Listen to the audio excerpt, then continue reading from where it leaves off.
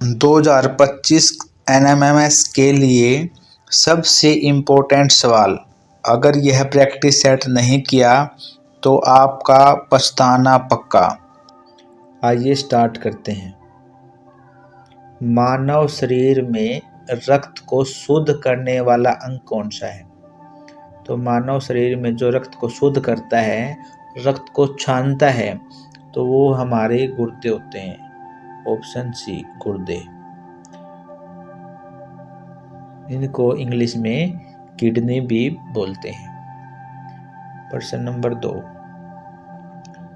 हमारे शरीर में पाचन क्रिया कहाँ से शुरू होती है?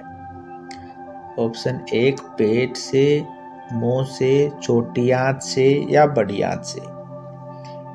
तो कुछ लोग ये सोचते हैं कि पाचन है वो पेट में जाके शुरू होता है, लेकिन जो पाचन की शुरुआत होती है वो हमारे मुंह से हो जाती है। जो कुछ कार्बोहाइड्रेट के प्रकार हैं वो हमारे मुंह से ही पाचन उनमें शुरू हो जाता है। प्रश्न नंबर 3, शरीर में रक्त का लाल रंग किसके कारण होता है? जो हमारा खून है वो लाल रंग का है, उसका कारण क्या है? उसका कारण होता है हीमोग्लोबिन। क्या होता है? हीमोग्लोबिन। अगर हीमोग्लोबिन ऑप्शन में ना हो तो क्या होगा? RBC, लाल रक्त कणिकाएं। और इससे भी आगे अगर प्रश्न पूछ लिया जाए तो ये दोनों ही ऑप्शन में ना हो तो इसका आंसर आ जाएगा आयरन या लोहे के कारण हमारे शरीर में जो रक्त होता है उसका रंग क्या होता है? लाल होता है। उसके बाद है प्रश्न नंबर 4, श्वसन क्रिया में कौन सी गैस ली जाती है? इसने पूछा भाई कौन सी गैस अंदर लेते हैं, तो अंदर कौन सी गैस लेते हैं? ये बहुत आसान सवाल है। अंदर लेते हैं ऑक्सीजन।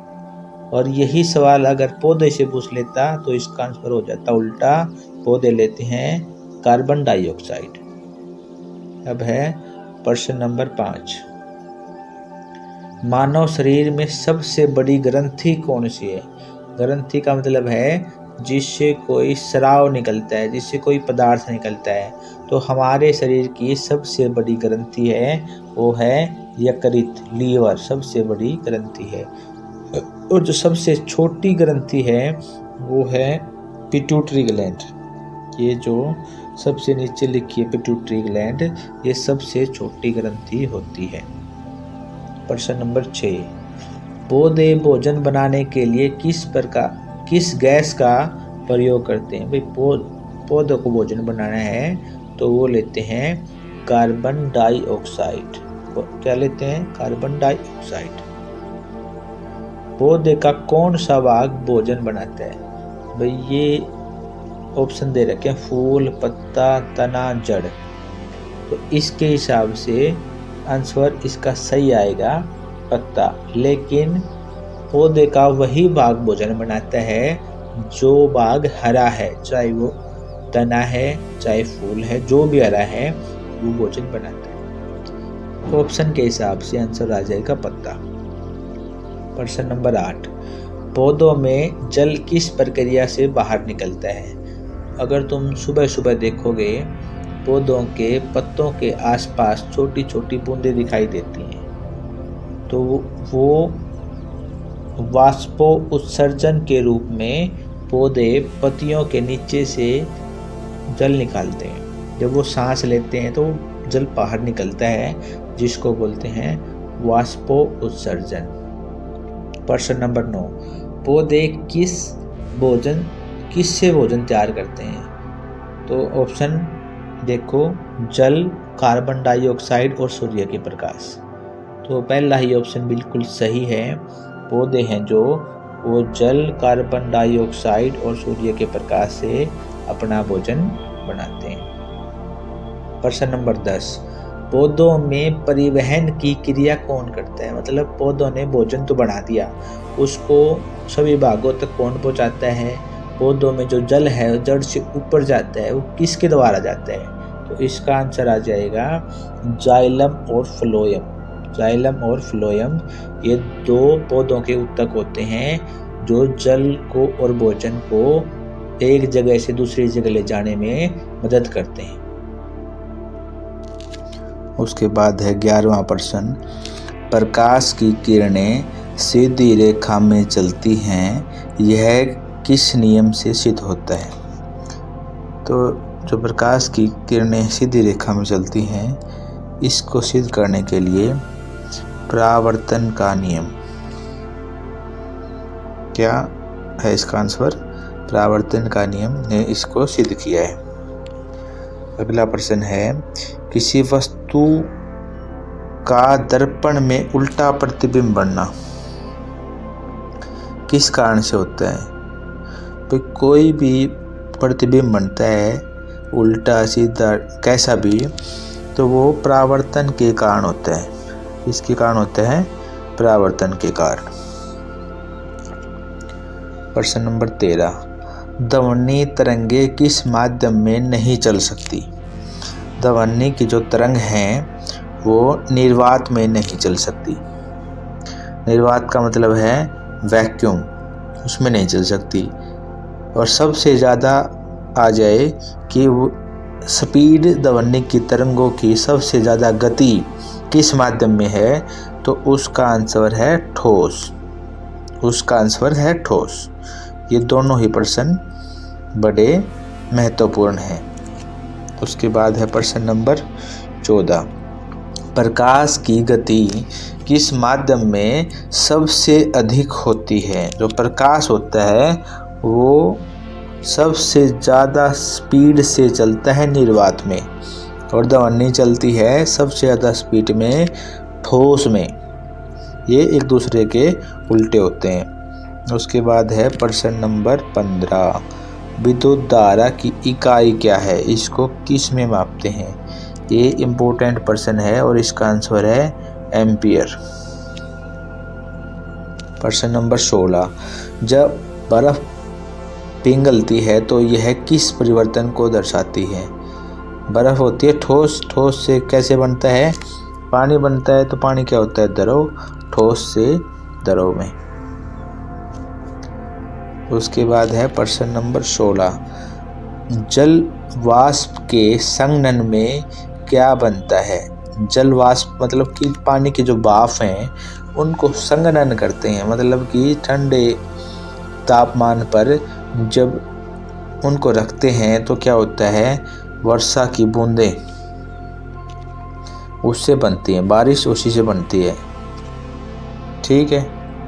उसके बाद है प्रश्न नंबर 18, वह गैस जो मोमबत्ती को जलाए रखती है, मतलब क्या है?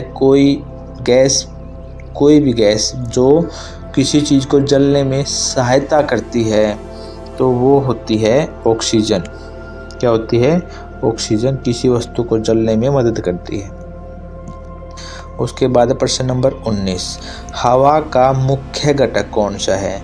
प्रश्न 1, oxygen, carbon dioxide, nitrogen, helium. वैसे तो ये सभी हवा में मिलते हैं, लेकिन मुख्य घटक का मतलब है इनमें से सबसे ज़्यादा मात्रा वायु में किसकी है? तो इसका आंसर है नाइट्रोजन। नाइट्रोजन की 78% जो वायु है उसमें से 100% में से 78% नाइट्रोजन है, बाकी की दूसरी गैसें हैं। प्रश्न नंबर 20, ओजोन परत किस प्रकार हानिकारक किरणों से बचाती है? जो ओजोन की परत है, ओजोन दिवस भी मनाया जाता है 16 सितंबर को। ओजोन दिवस कब मनाया जाता है? 16 सितंबर को। तो ओजोन दिवस के बाद है ओजोन जो परत है वो क्या काम करती है?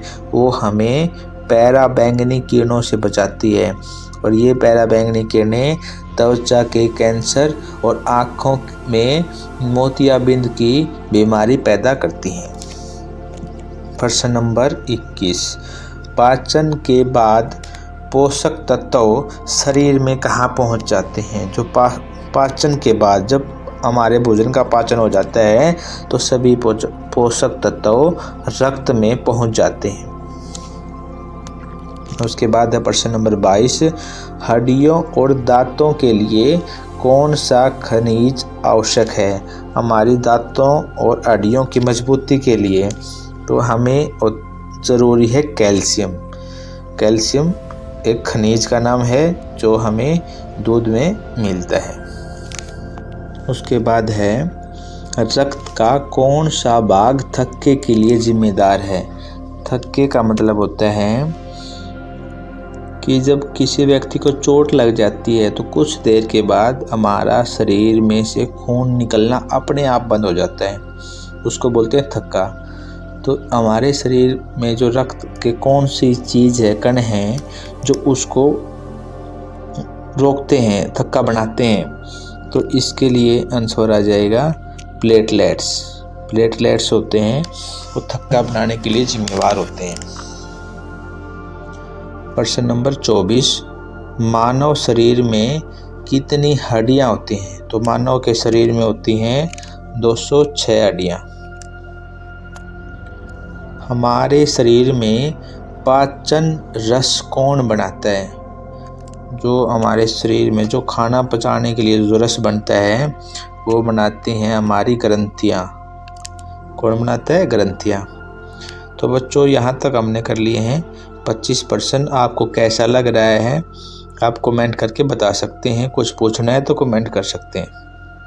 प्रश्न नंबर 26, बल की इकाई क्या है? ये इम्पोर्टेंट प्रश्न है। बल की इकाई है न्यूटन। क्या है? न्यूटन बल की इकाई है। किसी वस्तु का द्रव्यमान कहाँ पर नहीं बदलता? द्रव्यमान होता है वो किसी भी वस्तु का, वो कहीं पर भी नहीं बदलता, किसी भी स्थान पर नहीं बदलता है। प्रश्न नंबर 28 है, किसी वस्तु के ऊपर से हवा तेज बहने पर दबाव में क्या होता है? जब कोई वस्तु है और उसके ऊपर से तेजी से हवा जा रही है तो उसके ऊपर लगने वाला जो दाब है वो घट जाता है, वो दाब घटता है। प्रश्न नंबर 29, ऊष्मा का संचार कितने प्रकार से होता है? जो ऊष्मा है उसका संचार होता है 3 प्रकार से, संवहन, चालन और विकिरण। ये 3 इसके प्रकार हैं। उसके बाद है प्रश्न नंबर 30, थर्मामीटर में कौन सा द्रव भरा होता है? थर्मामीटर में बच्चों ऑप्शन 1 है जल, ऑप्शन 2 अल्कोहल, ऑप्शन 3 पारा और ऑप्शन 4 है नाइट्रोजन। इसमें ऑप्शन अल्कोहल और पारा दोनों दे रखे हैं, लेकिन जो पुराने वाले जो थर्मामीटर हैं उनमें पारा भरा होता है और जो आजकल आए हुए हैं उनमें अल्कोहल भी भरा जाने लगा है, क्योंकि पारा एक खतरनाक जहरीला धातु है जो कि बहुत हानिकारक या विषैला होता है। ठीक है, आपने लैब में देखे भी होंगे जो थर्मामीटर में लाल रंग का होता है वो अल्कोहल होता है और जो चमकने जैसा शीशे जैसा कुछ होता है वो पारा होता है। अब चलते हैं प्रश्न नंबर 31 के ऊपर। पृथ्वी के वायुमंडल में कौन सी गैस सर्वाधिक है? सबसे ज़्यादा गैस कौन सी है ये हम देख चुके हैं, ये है नाइट्रोजन गैस। इसका आंसर है नाइट्रोजन गैस। उसके बाद है बहुत इम्पोर्टेंट प्रश्न। तो इम्पोर्टेंट प्रश्न क्या है कि तापमान की एसआई इकाई क्या है? तापमान हम मापते हैं, वैसे तो मापते हैं, बोलते हैं हम डिग्री सेल्सियस। वैसे बोलते हैं कि जैसे इस कमरे का तापमान है 35 डिग्री सेल्सियस, ये वैसे बोलते हैं, लेकिन अगर इसकी एसआई इकाई पूछ ली जाए तो ये एसआई इकाई उसकी होती है केल्विन। क्या होती है बच्चों? केल्विन। ये बहुत इम्पोर्टेंट प्रश्न है केल्विन, और इसको दर्शाते हैं के साथ, के फॉर केल्विन। ठीक है। अब है प्रश्न नंबर 33, जल का रासायनिक सूत्र क्या है? वो है H2O। बहुत इम्पोर्टेंट प्रश्न है। ध्वनि की तीव्रता किस पर निर्भर करती है? तीव्रता का मतलब है उसका आवाज़ कितनी वो धीमी है और कितनी तेज है, तो ये निर्भर करती है आयाम के ऊपर। प्रश्न नंबर 35, प्रकाश का परावर्तन किस सतह से होता है? परावर्तन का मतलब है जैसे शीशा है, शीशे पे लाइट पड़ती है और वो दूसरी जगह पे पड़ती है, उसको परावर्तन बोलते हैं। तो ये हमेशा एक चमकदार सतह से होता है। प्रश्न नंबर 36, ऊर्जा का संरक्षण किस रूप में होता है? भाई ऊर्जा को न तो खत्म किया जा सकता और न ही ऊर्जा को बनाया जा सकता, ये इसका आंसर है। ऊर्जा को न तो उत्पन्न किया जा सकता और न ही उसको नष्ट किया जा सकता। उसके बाद है प्रश्न नंबर 37, ईंधन ईंधन जलने पर कौन सी गैस बनती है? कोई भी पदार्थ जलता है तो उसमें से निकलती है कार्बन डाइऑक्साइड। ठीक है। उसके बाद है प्रश्न नंबर 38, सूर्य का प्रकाश किन रंगों का मिश्रण है? जो सूरज का प्रकाश हमें दिखाई देता है सफ़ेद, लेकिन ये बना होता है 7 रंगों से मिलकर और दिखाई देता है हमें सफ़ेद। प्रश्न नंबर 39, पौधों के पत्तों का हरा रंग किसके कारण होता है? तो ये इसका कारण होता है क्लोरोफिल। क्या होता है? क्लोरोफिल के कारण पौधों का रंग हरा होता है। उसके बाद प्रश्न नंबर 40, मनुष्य में कितने जोड़े नसें मस्तिष्क से निकलती हैं? हमारे दिमाग से भाई कितने जोड़े नस निकलती हैं? तो ये इम्पोर्टेंट प्रश्न है। तो ये है 12 जोड़ी नस हैं जो हमारे दिमाग से निकलती हैं। प्रश्न नंबर 41, मानव शरीर की सबसे छोटी हड्डी कौन सी है? हमारे शरीर की सबसे जो छोटी हड्डी है वो है स्टेपिज, और ये मिलती है हमारे कान में। सबसे छोटी हड्डी कहाँ मिलती है? कान में। नाम क्या है? स्टेपिज। और हमारे एक कान के अंदर 3 हड्डियां होती हैं। उसके बाद है प्रश्न नंबर 42, त्वचा किस प्रकार का अंग है? जो त्वचा है हमारी वो एक उत्सर्जन अंग है। मतलब क्या है? ये वेस्ट पदार्थों को शरीर से बाहर निकालती है। प्रश्न नंबर 43, मनुष्य के हृदय कितने कक्षों का होता है? मनुष्य का जो हृदय होता है उसमें 4 कक्ष होते हैं। कितने कक्ष होते हैं? 4 कक्ष होते हैं। शरीर का नियंत्रण केंद्र कौन है? भाई शरीर है जो सारे में जो जो काम हो रहे हैं सबको कंट्रोल कौन करता है? हमारा मस्तिष्क। उसके बाद है प्रश्न नंबर 45, लाल रक्त कण कहाँ बनते हैं? लाल रक्त कण आरबीसी, जिसके कारण हमारे शरीर का रंग लाल होता है। शरीर का नहीं, शरीर में रक्त का रंग लाल होता है, वो बनती हैं अस्थि मज्जा। अस्थि मज्जा में ये बनती हैं। उसके बाद प्रश्न नंबर 46, जल चक्र में कौन सी प्रक्रिया पहले होती है? तो जल चक्र में सबसे पहले क्या होता है? वाष्पीकरण। क्या होता है? वाष्पीकरण। उसके बाद है पौधे में जल का ऊपर की ओर उठना क्या कहलाता है? भाई पौधे में पानी है वो जड़ों से लेके ऊपर तक जाता है, तो वो क्या कहलाता है? केशिकीय क्रिया, कैपिलरी एक्शन इसको इंग्लिश में बोलते हैं। प्रश्न नंबर 48, वह गैस जो जीवों के श्वसन में सहायक है। भाई सांस किस में लेते हैं जीव? तो ये बिल्कुल आसान प्रश्न है, ऑक्सीजन में सांस लेते हैं। उसके बाद है प्रश्न नंबर 49, पृथ्वी की सबसे बाहरी परत क्या कहलाती है? सबसे बाहरी का मतलब है सबसे ऊपर वाली, तो उसको बोलते हैं अर्थ क्रस्ट। ऊपर पट्टी हिंदी में बोलते हैं अगर कहीं पे लिखा मिल जाए तो, वैसे इसको इंग्लिश में क्रस्ट बोलते हैं। उसके बाद है प्रश्न नंबर 50, वर्षा के बाद इंद्रधनुष बनने का क्या कारण है? जो इंद्रधनुष बनता है वो प्रकाश के अपवर्तन और परावर्तन दोनों के कारण से बनता है। तो आपने वीडियो यहाँ तक देखी, आपने वीडियो में क्या कमी लगी